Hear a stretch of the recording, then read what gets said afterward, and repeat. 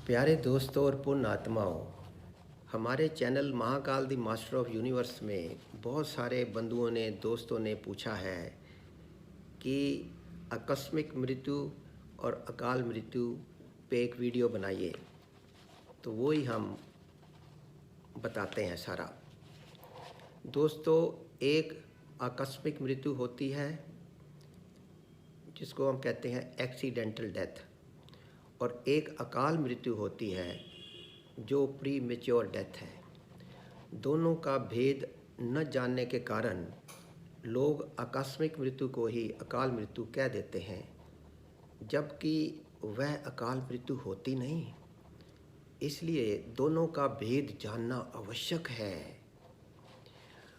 कोई आदमी मरना चाहता नहीं, पर अचानक उसकी मृत्यु हो जाए, अर्थात वह किसी दुर्घटना एक्सीडेंट में मर जाए, बिजली से मर जाए, सांप काटने से मर जाए, तो ये उसकी आकस्मिक मृत्यु है।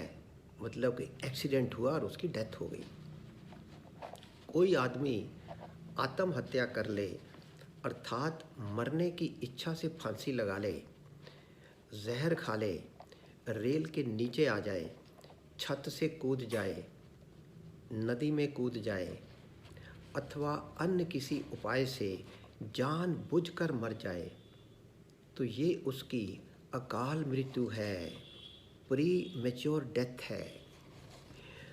आकस्मिक मृत्यु तो प्रारब्ध के अनुसार आयु पूरी होने पर ही होती है, पर अकाल मृत्यु आयु के रहते हुए ही हो सकती है। अकाल मृत्यु अर्थात आत्महत्या एक नया घोर पाप कर्म है, प्रारब्ध नहीं। जो आत्महत्या करता है उसको एक मनुष्य की हत्या का पाप लगता है दोस्तों, जिसका परलोक में भयंकर दंड भोगना पड़ता है। भगवान ने अपनी प्राप्ति के लिए, अपना उद्धार करने के लिए ही कृपा पूर्वक मनुष्य शरीर दिया है। बड़े भाग मानस तन पाया। ऐसे दुर्लभ मनुष्य शरीर को आत्महत्या करके नष्ट कर देना महापाप है दोस्तों, बड़ा भारी पाप है। आत्महत्या करके भी कभी कभी मनुष्य बच जाता है, मरता नहीं। इसमें ये कारण रहता है कि उसके जीवन का संबंध किसी दूसरे प्राणी के साथ है। जैसे भविष्य में किसी का बेटा होने वाला हो तो आत्महत्या का प्रयास करने पर भी मरेगा नहीं, क्योंकि आगे होने वाले बेटे का प्रारब्ध उसको मरने नहीं देगा। ऐसे ही दूसरे का प्रारब्ध साथ में जुड़ा हुआ रहता है। जो आत्महत्या की चेष्टा करने पर भी वह मरता नहीं है इंसान, अगर भविष्य में उसके द्वारा कोई विशेष कार्य होने वाला हो अथवा प्रारब्ध का उत्कट भोग सुख दुख आने वाला हो, तो आत्महत्या की चेष्टा करने पर भी वह मरेगा नहीं वो प्राणी, परंतु उसको एक मनुष्य की हत्या का पाप तो लगेगा ही, और उसका दुख भी बहुत भारी होगा। जैसे किसी ने जज के सामने बंदूक करके गोली चला दी, पर गोली जज को लगी नहीं, तो भी उसको सज़ा तो होती है, क्योंकि उसकी नीयत तो जज को मारने की थी। ऐसे ही दोस्तों, आत्महत्या की नीयत होने मात्र से पाप लगता है।